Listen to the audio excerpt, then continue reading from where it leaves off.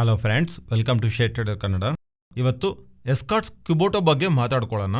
ನಮ್ಮೆಲ್ಲರಿಗೂ ಗೊತ್ತಿದೆ, ತುಂಬ ಟೈಮ್ ಬ್ಯಾಕಿಂದ ಕ್ಯುಬೋಟೋ ಅವರು ಜಪಾನ್ಗೆ ಸಂಬಂಧಿಸಿರುವ ಮಲ್ಟಿನ್ಯಾಷನಲ್ ಕಂಪನಿ ಎಸ್ಕಾರ್ಟ್ಸ್ನಲ್ಲಿ ಅವರ ಶೇರ್ನ ಜಾಸ್ತಿ ಮಾಡ್ಕೊಂಡಿದ್ದಾರಲ್ವಾ. ಜಾಸ್ತಿ ಮಾಡಿಕೊಂಡು ಎಸ್ಕಾರ್ಟ್ಸ್ ಕ್ಯುಬೋಟೋ ಆಗಿ ಚೇಂಜ್ ಮಾಡಿದ್ದಾರೆ. ಈ ಥರ ಚೇಂಜ್ ಆದಮೇಲೆ ಕ್ಯುಬೋಟೋ ಅವರಿಗೆ ಸಂಬಂಧಿಸಿರುವ ಕ್ಯುಬೋಟೋ ಅಗ್ರಿ ಜಾಯಿಂಟ್ ವೆಂಚರ್ನ ಅಂಡ್ ಎಸ್ಕಾರ್ಟ್ ಅವರ ಅಂಡರ್ನಲ್ಲಿ ಇರುವಂಥ ಜಾಯಿಂಟ್ ವೆಂಚರ್ ಎರಡನ್ನೂ ಲಾಸ್ ಮೇಕಿಂಗ್ ಜಾಯಿಂಟ್ ವೆಂಚರ್ಸ್ ಇವೆರಡನ್ನು ಅಮಾಲ್ಗಮೇಟ್ ಮಾಡ್ತಿದ್ದಾರೆ. ಇವೆರಡನ್ನು ಒಂದು ಮಾಡ್ತಿದ್ದಾರೆ ಅಂದಾಗ ಮಾರ್ಕೆಟ್ ಜಾಸ್ತಿ ತಲೆ ಕೆಡಿಸ್ಕೊಳ್ಳಿಲ್ಲ. ಎರಡು ಲಾಸ್ ಮೇಕಿಂಗ್ ಬಿಸ್ನೆಸ್ ಸೇರಿದ್ರೆ ಇನ್ನೊಂದು ಲಾಸ್ ಮೇಕಿಂಗ್ ಬಿಸ್ನೆಸ್ ಆಗತ್ತೆ ಅಂತ ಅನ್ಕೊಂಡಿದ್ದಾರೆ. ಆದ್ರೆ ಇತರ ಲಾಸ್ ಮೇಕಿಂಗ್ ಜಾಯಿಂಟ್ ವೆಂಚರ್ ನ ಒಂದು ಮಾಡಿದ ಮೇಲೆ ಇವತ್ತು ಮ್ಯಾನೇಜ್ಮೆಂಟ್ ಬರ್ತಿರುವಂತ commentary out of the box ಇದೆ. ಫಸ್ಟ್ ಅವ್ರು ಮಾಡಿರುವಂತ ಕಮೆಂಟ್ಸ್ ಗಮನಿಸಿದ್ರೆ, ಇತರ ಲಾಸ್ ಮೇಕಿಂಗ್ ಜಾಯಿಂಟ್ ವೆಂಚರ್ ನ ಎರಡನ್ನು ಒಂದು ಮಾಡಿದೀವಲ್ಲ, ಇದು ಬೈ 2024 ಒಳಗಡೆ ಈ ಲಾಸ್ ಮೇಕಿಂಗ್ ಜಾಯಿಂಟ್ ವೆಂಚರ್ ನ ಪಾಸಿಟಿವ್ ಮಾಡ್ತೀವಿ ಅಂತ ಹೇಳಿದ್ದಾರೆ. ಇದು ಪಾಸಿಟಿವ್. ಬಟ್ ಇದಕ್ಕಂದ್ರೆ biggest positive entire Escorts Kubota related ಆಗಿ ಓವರ್ ದ ಪೀರಿಯಡ್ ಒಂದು ಬಿಗ್ ಪಾಸಿಟಿವ್ ಪ್ಲೇ ಆಗಿ ಅಪ್ಡೇಟ್ ಮಾಡ್ತಿರೋದು. ಇಲ್ಲಿವರೆಗೂ ಇವ್ರು ರಿಲೇಟೆಡ್ ಆಗಿ ತಯಾರಿ ಆಗ್ತಿರುವಂತ ಇಂಜಿನ್ಸ್ ಎಲ್ಲಾನು ಬೇರೆಯೊಬ್ಬರಿಂದ ತಗೊಂಡ್ ಬರ್ತಿದ್ದಾರೆ. ಅದಕ್ಕೆ ಕಾರಣವಾಗ್ಲೇನೆ ಇವರು ತಯಾರಿ ಮಾಡ್ತಿರುವಂತ ವೆಹಿಕಲ್ಸ್ ರಿಲೇಟೆಡ್ ಆಗಿ ಕಾಸ್ಟ್ ಆಫ್ ಪ್ರೊಡಕ್ಷನ್ ಜಾಸ್ತಿ ಆಗ್ತಿತ್ತು. ಆದ್ರೆ ಈಗ ಇವರು ಮೆನ್ಷನ್ ಮಾಡ್ತಿರೋದು, ಇವರಿಗೆ ಯಾವ ಇಂಜನ್ಸ್ ಆದ್ರೆ ಬೇಕಾಗಿದೆ ಇವರ ವೆಹಿಕಲ್ಸ್ಗೆ, ಆ ಇಂಜನ್ಸ್ ಒಂದು ಪ್ರೊಡಕ್ಷನ್ ನ ಲೋಕಲ್ ಆಗಿ ತಯಾರು ಮಾಡ್ತೀವಿ ಅಂತ. ಈ ತರ ಇಂಜನ್ ನ ಇವರು ಲೋಕಲ್ ಆಗಿ ಮಾಡ್ತಾ ಇದ್ರೆ cost of the production 25 to 30% ಹತ್ರ ಕಮ್ಮಿ ಆಗತ್ತೆ. ಅದು ಇವ್ರನ್ನ ಮಾರ್ಜಿನ್ಸ್ ನಲ್ಲಿ ಹೆವಿಯಾಗಿ ಇಂಪ್ರೂವ್ ಮಾಡತ್ತೆ ಅಂತ ಇವತ್ತು ಸ್ಟಾಕ್ಸ್ ಎಸ್ಟಿಮೇಟ್ ನ ಪರ್ಟಿಕ್ಯುಲರ್ಲಿ ಇಂಜನ್ ಲೋಕಲೈಸೇಷನ್ ನ ಪಾಸಿಟಿವ್ ಆಗಿ ತಗೊಂತ ನಿಯರ್ ಟು 8% ಹತ್ರ ಸ್ಟಾಕ್ ಇಂಟ್ರಾಡೇ ನಲ್ಲಿ ಮೂವ್ ಆಗಿದೆ. ನೆಕ್ಸ್ಟ್ ಬಜಾಜ್ ಫೈನಾನ್ಸ್ ಬಗ್ಗೆ ಮಾತಾಡ್ಕೋಬೇಕು. ಜಫ್ರೀಸ್ ಅವರು ಬಜಾಜ್ ಫೈನಾನ್ಸ್ ರಿಲೇಟೆಡ್ ಆಗಿ ಪ್ರೀವಿಯಸ್ಲಿ ಕೊಟ್ಟಿರುವಂತ 7,300 ಟಾರ್ಗೆಟ್ನ ಇನ್ಕ್ರೀಸ್ ಮಾಡ್ತಾ 8,000 ಟಾರ್ಗೆಟ್ನ ರಿವೈಸ್ ಮಾಡಿದ್ದಾರೆ. ಇದಕ್ಕೆ ಇವರು ಮೆನ್ಷನ್ ಮಾಡ್ತಿರೋ ರೀಸನ್, ಇಲ್ಲಿವರೆಗೂ ಯಾವ NBFCಗೂ ಕ್ರೆಡಿಟ್ ಕಾರ್ಡ್ಸ್ನ ಇಶ್ಯೂ ಮಾಡೋಕೆ ಆಗಲ್ಲ. ಆದರೆ ಬಜಾಜ್ ಫೈನಾನ್ಸ್ ಅವರಿಗೆ RBI ಅಪ್ರೂವಲ್ ಬಂದಿದೆ. ಇನೋಸ್ ಕ್ರೆಡಿಟ್ ಕಾರ್ಡ್ ಪ್ರೋಗ್ರಾಮ್ಗೆ ಮೀನ್ಸ್ ಬಜಾಜ್ ಫೈನಾನ್ಸ್ ಅವರಿಗೆ ಅವರ ಓನ್ ಕ್ರೆಡಿಟ್ ಕಾರ್ಡ್ನ ಡಿಸ್ಟ್ರಿಬ್ಯೂಟ್ ಮಾಡೋದಕ್ಕೆ ಇಲ್ಲಿವರೆಗೂ ಬಜಾಜ್ ಫೈನಾನ್ಸ್ ಅವರು RBL ಬ್ಯಾಂಕ್ ಅಂಡ್ DBS ಬ್ಯಾಂಕ್ಗೆ ಸಂಬಂಧಿಸಿರುವ ಕ್ರೆಡಿಟ್ ಕಾರ್ಡ್ನ ಡಿಸ್ಟ್ರಿಬ್ಯೂಟ್ ಮಾಡ್ತಾ ಬಂದಿದ್ರು. ಆದರೆ ಈಗ ಬಜಾಜ್ ಫೈನಾನ್ಸ್ ಅವರಿಗೆ ಅವರ ಓನ್ ಕ್ರೆಡಿಟ್ ಕಾರ್ಡ್ನ ಡಿಸ್ಟ್ರಿಬ್ಯೂಟ್ ಮಾಡೋ ಒಂದು ಲೈಸೆನ್ಸ್ ಸಿಕ್ಕಿದೆ. ಅದರಿಂದ ಬಜಾಜ್ ಫೈನಾನ್ಸ್ ಅವರು ಅವ್ರಿಗಿರುವಂಥ ಸ್ಟ್ರಾಂಗ್ ನೆಟ್ವರ್ಕ್ನ ಯೂಸ್ ಮಾಡಿ ಆಲ್ಮೋಸ್ಟ್ 3,500 ಬ್ರಾಂಚಸ್ ಅಂಡ್ 1,40,000 ಹತ್ರ Merchant relations and 6 crores customer base ಇವರಿಗೆ ಇದೆ. ಅದರಿಂದ ಇದನ್ನು ಯುಟಿಲೈಸ್ ಮಾಡಿ ಇವರು ಎಕ್ಸಿಸ್ಟಿಂಗ್ ಕಸ್ಟಮರ್ಸ್ಗೆ ಈ ಕ್ರೆಡಿಟ್ ಕಾರ್ಡ್ನ ಕ್ರಾಸ್ ಸೆಲ್ ಮಾಡಿದ್ರೆ ಇದೊಂದು ಬಿಗ್ಗೆಸ್ಟ್ ಪಾಸಿಟಿವ್ ಆಗುತ್ತೆ ಬಜಾಜ್ ಫೈನಾನ್ಸ್ ಅವರಿಗೆ. ಇವರಿಗೆ over the years next 3 years ನಲ್ಲಿ 900 to 1,700 crores ಪ್ರಾಫಿಟ್ ಈ ಕ್ರೆಡಿಟ್ ಕಾರ್ಡ್ ಸೆಗ್ಮೆಂಟ್ ಮೂಲಕ ಬರೋದಕ್ಕೆ ಚಾನ್ಸ್ ಇದೆ ಅಂತ. ಇದು ಓವರ್ ಆಲ್ ಆಗಿ ಇವ್ರ ಪ್ರಾಫಿಟ್ ನಲ್ಲಿ ಸಿಗ್ನಿಫಿಕೆಂಟ್ ಶೇರ್ನ ಆಡ್ ಮಾಡುತ್ತೆ ಅಂತ ಇವರು ಭಾವಿಸ್ತಾ ಸ್ಟಾಕ್ ರಿಲೇಟೆಡ್ ಆಗಿ ಟಾರ್ಗೆಟ್ನ 8,000ಗೆ ಅಪ್ಸೈಡ್ಗೆ ರಿವೈಸ್ ಮಾಡಿದ್ದಾರೆ. ನೆಕ್ಸ್ಟ್ ಅದಾನಿ ವಿಲ್ಮರ್ ಬಗ್ಗೆ ಮಾತಾಡ್ಕೋಬೇಕು. ಇವರು IPO ಬಂದಾಗ ಪ್ರೆಸೆಂಟ್ ಇವರ ಅಂಡರ್ನಲ್ಲಿ ಇರುವಂತ ಫಾರ್ಚೂನ್ ಬ್ರ್ಯಾಂಡ್ ಎಕ್ಸಿಸ್ಟಿಂಗ್ ಇರೋ ಈ ಬ್ರ್ಯಾಂಡ್ ಬಿಸ್ನೆಸ್ ಜೊತೆ ಇವರು ready to cook segment enter ಆಗ್ಬೇಕಂತ ಅನ್ಕೊಂತ ಇದೀವಿ ಅನ್ನೋ ತರ ಅಪ್ಡೇಟ್ ಮಾಡಿದಾರಲ್ವಾ. ಆದ್ರೆ ಈ IPO ಬಂದ್ಮೇಲೆ ಈ ready to cook segment related ಆಗಿ ಇವರು ಇಂಪಾರ್ಟೆಂಟ್ ಅಪ್ಡೇಟ್ಸ್ ಮಾಡಲಿಲ್ಲ. ಆದರೆ ರೀಸೆಂಟ್ ಟೈಮ್ಸ್ ಅಲ್ಲಿ ರೈಸ್ ರಿಲೇಟೆಡ್ ಆಗಿ ಕೋಹಿನೂರ್ ಬ್ರ್ಯಾಂಡ್ ಇದೆ ಅಲ್ವಾ, ಆ ಬ್ರ್ಯಾಂಡ್ ಅಕ್ವೈರ್ ಮಾಡಿದ್ಮೇಲೆ ಈಗ ಇವರು ಹೊಸದಾಗಿ rice based ready to cook ಸೆಗ್ಮೆಂಟ್ಗೆ ಎಂಟರ್ ಆಗ್ತಿರೋ ತರ ಹೇಳ್ತಿದ್ದಾರೆ. ಅದರಲ್ಲಿ ಮೈನ್ ಆಗಿ do it yourself biryani kit ಅನ್ನೋ ನೇಮ್ ಇಂದ ಮೀನ್ಸ್ ಇದಕ್ಕೆ ಬೇಕಾಗಿರೋ ಐಟಮ್ಸ್ ಎಲ್ಲ ಟೋಟಲಿ ರೆಡಿ ಆಗಿರುತ್ತೆ, ಇನ್ಕ್ಲೂಡಿಂಗ್ ರೈಸ್ ಅವೆಲ್ಲಾನು ಹಾಕಿ ಸ್ವಲ್ಪ ಟೈಮ್ ಕುಕ್ ಮಾಡಿದ್ರೆ ಬಿರಿಯಾನಿ ತಯಾರಾಗುತ್ತೆ ಅನ್ನೋ ಥರ. ಈವನ್ ಬಿರಿಯಾನಿನೇ ಅಂತಲ್ಲ, Mexican rice, Thai rice, fried rice, packet ರೈಸ್ನ ಇವರು ತಯಾರಿ ಮಾಡಿ ಸೆಲ್ ಮಾಡ್ತೀವಿ ಅನ್ನೋ ಥರ ಅಪ್ಡೇಟ್ಸ್ ಅಂತೂ ಕಾಣಿಸ್ತಾ ಇದೆ. ಮೇ ಬಿ ಅದವರು ಫಾರ್ಚೂನ್ ಬ್ರ್ಯಾಂಡ್ ಅಂಡರ್ನಲ್ಲೇ ಆಗಿರ್ಬೋದು ಅಥವಾ ಕೋಹಿನೂರ್ ಬ್ರ್ಯಾಂಡ್ ಅಂಡರ್ನಲ್ಲಿ ಇರಬಹುದು.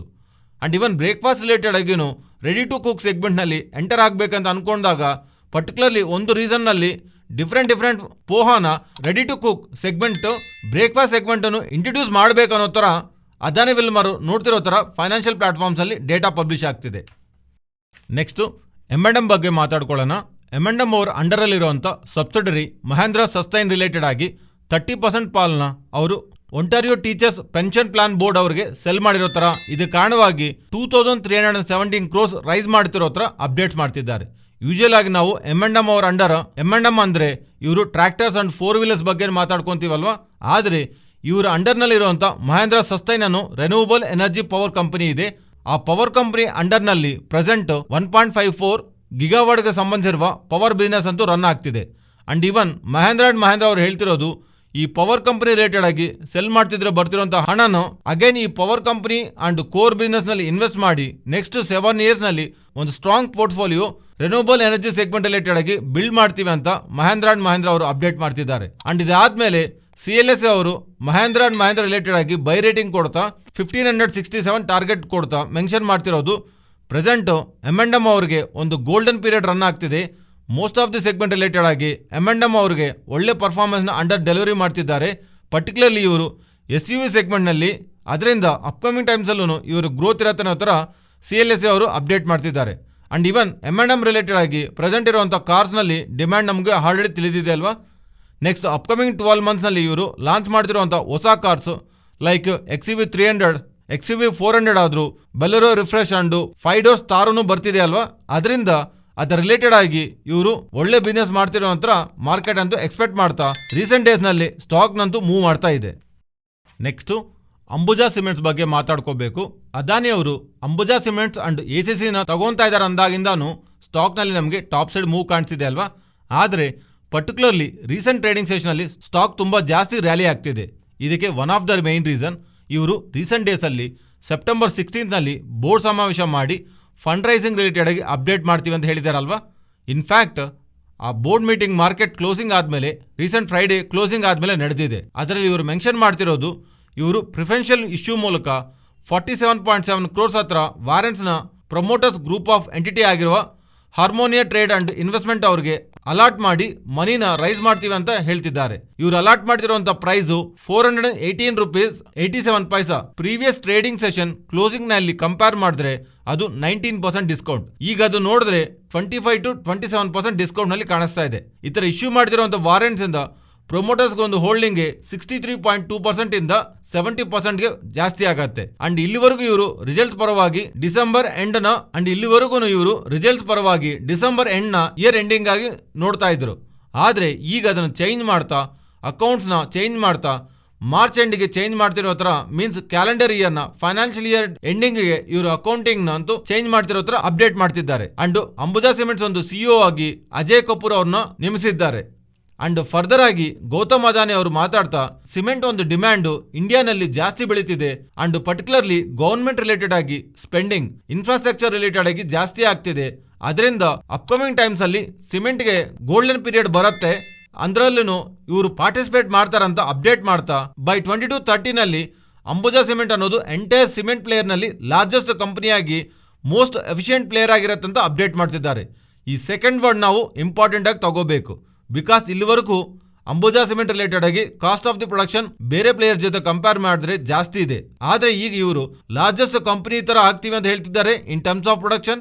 ಅದರ ಜೊತೆಗೆ ಸಿಮೆಂಟ್ ಪ್ರೊಡಕ್ಷನ್ ಎಫಿಷಿಯನ್ಸಿ ಪರವಾಗಿನೂ ಬೆಸ್ಟ್ ಪ್ಲೇಯರ್ ಆಗಿ ಬೈ 2030 ಒಳಗೆ ಹಾಕ್ತೀವಿ ಅಂತ ಗೌತಮ್ ಅದಾನಿ ಅವರು ಮಾಡಿರೋ ಸ್ಟೇಟ್ಮೆಂಟ್ಸು ಈ ಸ್ಟಾಕ್ ರಿಲೇಟೆಡ್ ಆಗಿ ಪಾಸಿಟಿವ್ ಆಗಿ ಪ್ಲೇ ಆಗ್ತಿದೆ. ನೆಕ್ಸ್ಟ್ ಮೆಕ್ಲಾಸ್ ರಸೋಲ್ ಇಂಡಿಯಾ ಲಿಮಿಟೆಡ್ ಬಗ್ಗೆ ಮಾತಾಡ್ಕೋಬೇಕು. ಲಾಸ್ಟ್ ಫ್ರೈಡೇ ನಮಗೊಂದು ಅಪ್ಡೇಟ್ ಬಂದಿದೆ. ಕಾರ್ಬನ್ ರಿಸೋರ್ಸಸ್ ಪ್ರೈವೇಟ್ ಲಿಮಿಟೆಡ್ ಅವರು ಮೆಕ್ಲಾಸ್ ರಸೋಲ್ನಲ್ಲಿ 49.5 ಲ್ಯಾಕ್ ಶೇರ್ಸ್ನ ನಿಯರ್ಲಿ 5.3% ಶೇರ್ನ ಓಪನ್ ಮಾರ್ಕೆಟ್ ತರ ಪರ್ಚೇಸ್ ಮಾಡಿರ್ತಾರ. ಆಕ್ಚುಲಿ ಈ ಕಾರ್ಬನ್ ರಿಸೋರ್ಸಸ್ ಪ್ರೈವೇಟ್ ಲಿಮಿಟೆಡ್ ಅಂದ್ರೆ ಯಾರು, ಏನಕ್ಕೆ ಅವರು ರಿಲೇಟೆಡ್ ಎಷ್ಟು ದೊಡ್ಡ ಅಕ್ವಿಜಿಷನ್ ಮಾಡ್ತಿದ್ದಾರೆ ಅಂತ ನೋಡಿದಾಗ, ಈ ಕಾರ್ಬನ್ ರಿಸೋರ್ಸಸ್ ಪ್ರೈವೇಟ್ ಲಿಮಿಟೆಡ್ ಅನ್ನೋದು ಈ ಜಲಾನ್ ಫ್ಯಾಮಿಲಿ ಅವರಿಗೆ ಸಂಬಂಧಿಸಿರೋದು. ಈ ಜಲಾನ್ ಫ್ಯಾಮಿಲಿ ಅವರು ಯೂಶುವಲ್ ಆಗಿ CPC ಜನರೇಷನ್ಗಾದ್ರೂ ಸ್ಟೀಲ್ ಅಂಡ್ ಮೈನಿಂಗ್ ಸೆಗ್ಮೆಂಟ್ ನಲ್ಲಿ ಬಿಸ್ನೆಸ್ ಮಾಡ್ತಾ ಇರ್ತಾರೆ. ಆದ್ರೆ ಇವರ ಬಿಸ್ನೆಸ್ ನ ಡೈವರ್ಸಿಫೈ ಮಾಡೋದಕ್ಕೋಸ್ಕರ ಮೆಕ್ಲಾಸ್ ರಸೆಲ್ ರಿಲೇಟೆಡ್ ಆಗಿ ಇವರು ಟೀ ರಿಲೇಟೆಡ್ ಆಗಿ ಬಿಸ್ನೆಸ್ ಮಾಡ್ತಾ ಇರ್ತಾರೆ. ಈ ಮೆಕ್ಲಾಸ್ ರಸೆಲ್ ಅವರು ಇವ್ರ ಮೇಲೆ ಸಾಲದ ಭಾರ ಜಾಸ್ತಿ ಆಗೋ ಕಾರಣವಾಗಿ ಇವರು ಈಗಿರೋ ಅಂತ ಸಾಲಗಳು ರೀಪೇ ಮಾಡೋ ಪರಿಸ್ಥಿತಿಯಲ್ಲಿ ಇಲ್ಲ.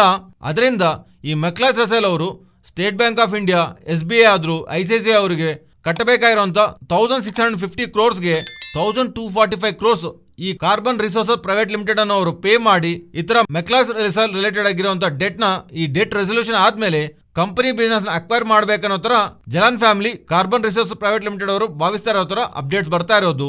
ಈ ಅಪ್ಡೇಟ್ ಆದ್ಮೇಲೆ ಸ್ಟಾಕ್ ಇವತ್ತು ಅಪ್ಪರ್ ಸರ್ಕ್ಯೂಟ್ ನಲ್ಲಿ 20% ನಲ್ಲಿ ಲಾಕ್ ಆಗೋಗಿದೆ. ಈ companies few year back 317 to near to 400 rupees ಹತ್ರ ಟ್ರೇಡ್ ಆಗ್ತಿರೋಂಥ ಸ್ಟಾಕ್ ಇದರ ರಿಲೇಟೆಡ್ ಆಗಿ ಸಾಲಗಳು ಜಾಸ್ತಿ ಬೆಳೀತಾ ಇರೋ ಕಾರಣವಾಗಿ ಬಡ್ಡಿ ಕಟ್ಟೋಕೆ ಆಗದಿರೋಂಥ ಪರಿಸ್ಥಿತಿಯಲ್ಲಿ ಹೋಗ್ತಿರೋ ಟೈಮ್ಗೆ 2 ರೂಪೀಸ್ ಬಿಲೋ ಫಾಲ್ ಆಗಿದೆ. ಅಲ್ಲಿಂದ ಸ್ವಲ್ಪವರೆಗೂ ರಿಕವರಿ ಆಗ್ತಾ ಈಗ ರೀಸೆಂಟ್ ಆಗಿ ಬರ್ತಿರೋಂಥ ಈ ಅಪ್ಡೇಟ್ ಇಂದ ಸ್ಟಾಕ್ ಒನ್ ಡೈರೆಕ್ಷನ್ ಅಲ್ಲಿ ಟಾಪ್ ಸೈಡ್ಗೆ ಮೂವ್ ಆಗ್ತಿದೆ. ಪ್ರೆಸೆಂಟ್ ಈ ಮೂವ್ ಅಂತೂ ನಮಗೆ ಸ್ಟಾಕ್ ಪ್ರೈಸ್ ನಲ್ಲಿ ಕಾಣಿಸ್ತಾ ಇದೆ. ಅದು ಬಿಸ್ನೆಸ್ ಪರವಾಗಿ ಬಂದಿರುವಂಥ ಅಪ್ಡೇಟ್ಸ್ ಇಂದ ಬರ್ತಿರೋಂಥ ಮೂವ್ ಅಲ್ಲ, ಅಕ್ವಿಜಿಷನ್ ಆದ್ಮೇಲೆ ಗ್ರೋತ್ ಇರುತ್ತೆ ಅಂತ ಮಾರ್ಕೆಟ್ ಮುಂಚೆನೆ ಪ್ರಿಡಿಕ್ಟ್ ಮಾಡ್ತಾ ತೋರಿಸಿರೋಂಥ ಮೂವ್. ಬಟ್ ಈ ಡೆಟ್ ರೆಸಲ್ಯೂಷನ್ ಎಲ್ಲಾದರೂ ಫೇಲ್ಯೂರ್ ಆದರೆ ಅದು ಸ್ಟಾಕ್ ಮೇಲೇನು ನೆಗೆಟಿವ್ ಇಂಪ್ಯಾಕ್ಟ್ ಮಾಡುತ್ತೆ ಅನ್ನೋ ವಿಷಯ ನೀವು ಗಮನಿಸಬೇಕಾಗತ್ತೆ. ಫ್ರೆಂಡ್ಸ್, ಈ ವಿಡಿಯೋನಲ್ಲಿ ನಾವು ಶೇರ್ ಮಾಡಿರೋಂಥ ಕಂಟೆಂಟ್ ವ್ಯಾಲ್ಯೂಬಲ್ ಆಗಿದ್ದರೆ ತಪ್ಪದೇ ನಮ್ಮ ಚಾನಲ್ನ ಸಬ್ಸ್ಕ್ರೈಬ್ ಆಗಿ ಆ್ಯಂಡ್ ಬೆಲೈಕಾನ್ ಕ್ಲಿಕ್ ಮಾಡಿ ಆಲ್ ನೋಟಿಫಿಕೇಶನ್ಸ್ ಆಕ್ಟಿವೇಟ್ ಮಾಡ್ಕೊಳ್ಳಿ. ಈ ಡೇಟಾ ನಿಮ್ಮ ಫ್ರೆಂಡ್ಸ್ ಆ್ಯಂಡ್ ಫ್ಯಾಮಿಲಿ ಮೆಂಬರ್ಸ್ಗೆ ಯೂಸ್ ಆಗತ್ತಂದರೆ ಶೇರ್ ಮಾಡೋದಕ್ಕೆ ಪ್ರಯತ್ನ ಮಾಡಿ. Thank you.